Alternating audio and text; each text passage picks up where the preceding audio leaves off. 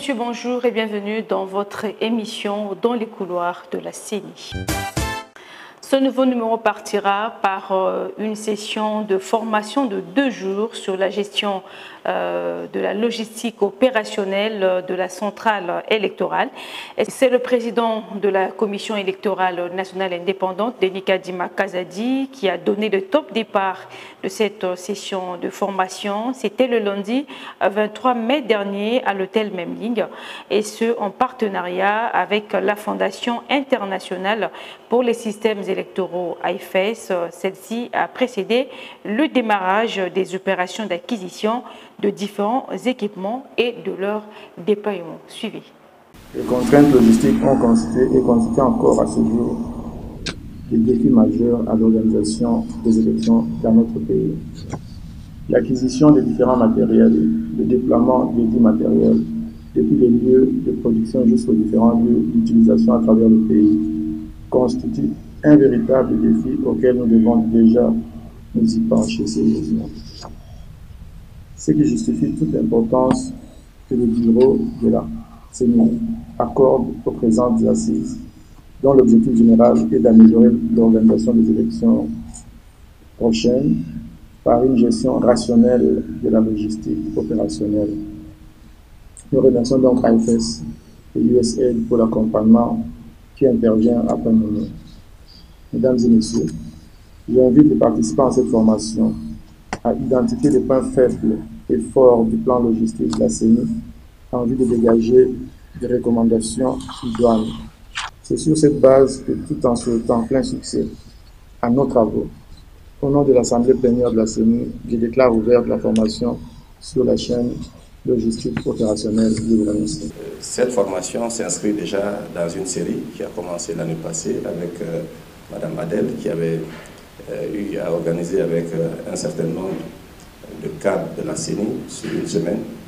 Une formation aussi des formateurs cette fois-ci sur la gestion de la logistique pour la minimisation des risques électoraux. De son côté, Madame Joséphine Ngalula, membre de la plénière de la CENI, a au nom du président de la centrale électorale, Denis Kadima Kazadi, animé un atelier sur les échanges pour des réformes électorales en faveur de la représentation paritaire des femmes à la salle polyvalente du ministère du Genre, Famille et Enfants, toujours dans la commune de la Gombe. Regardez. Au nom du président de la CENI, je suis venue lancer et assister aussi à cet atelier sur la réforme électorale. Et ça entre dans la ligne droite de notre feuille de route de la CENI et dans le cadre aussi de l'animation, de cadre de concertation sur les genres où les aspects de la loi électorale ont une place prépondérante. Ici, nous voulons échanger avec les parties prenantes, notamment les femmes, les hommes, qui font la promotion du genre en ce qui concerne les stratégies à mettre en place pour que la question de la parité soit prise en compte dans la loi électorale. Le mardi 24 mai 2022, c'est le jour où le président de la centrale électorale, Denis Kadima Kazadi, s'est entretenu au cours d'une audience avec Jacob Kerstam, représentant résident de la Fondation Konrad Adenauer. Leurs échanges ont porté essentiellement sur l'apport de cette institution au processus électoral en cours en République démocratique du Congo. L'objectif de notre rendez-vous avec le président de la CENI, c'est de faire connaissance, d'échanger sur le processus électoral. Bien sûr, nous, comme fondation politique, on a dans le passé soutenu ce processus et comme le président a aussi appelé une autre fois aux organisations internationales à appuyer et accompagner ce processus.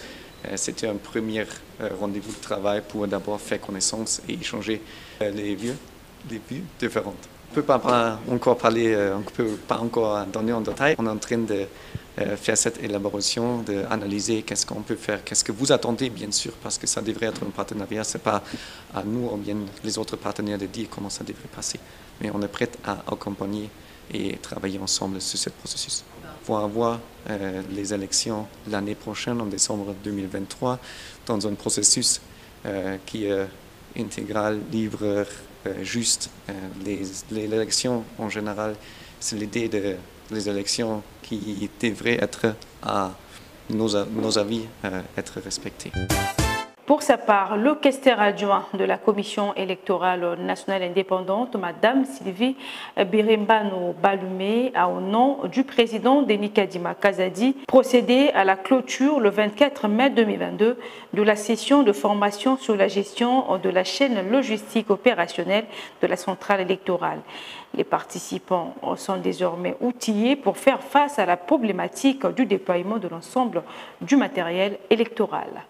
Au terme de cette formation de 2 jours, dont ont bénéficié 35 cadres et agents logisticiens de la CENI, je tiens de prime abord à remercier l'AIFES dans le cadre de son programme d'EIA, DRC Electoral Integrity, pour son appui à l'organisation et à la réussite de ces trainings. Au seuil du 4e cycle électoral, la CENI dispose déjà d'une expertise avérée, mais ce renforcement des capacités en gestion logistique et archivage des matériels et documents administratifs et électoraux était plus que nécessaire vu les développements du numérique, l'électorat attendu et les nouveaux défis logistiques et sécuritaires.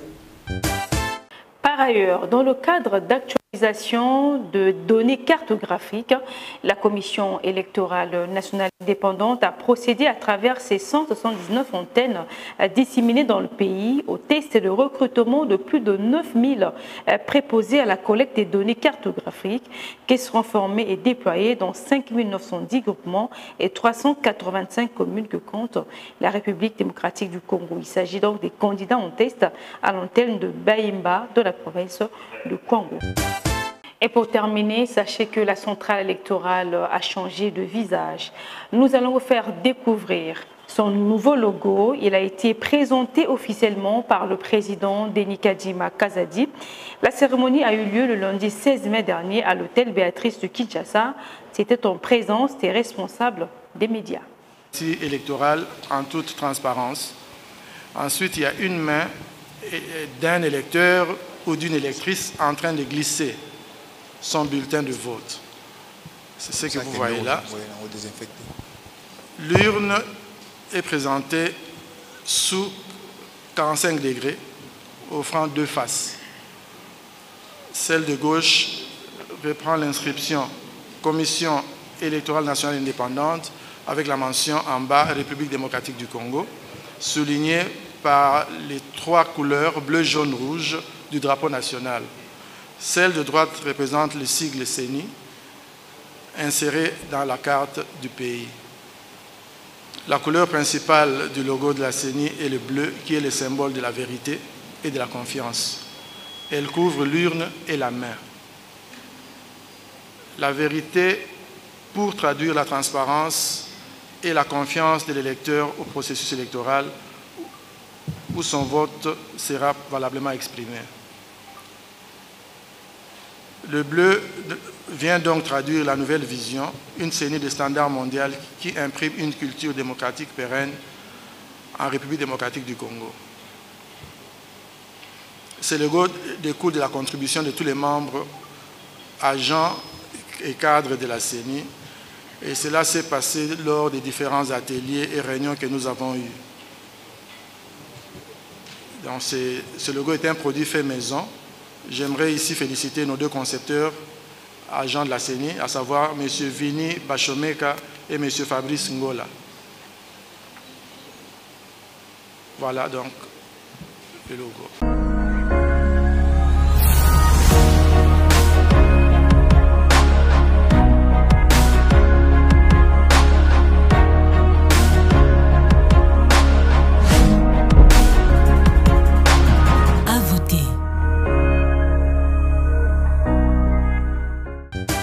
Voilà, mesdames et messieurs, c'est par ici que prend fin cette émission. Merci de nous avoir suivis.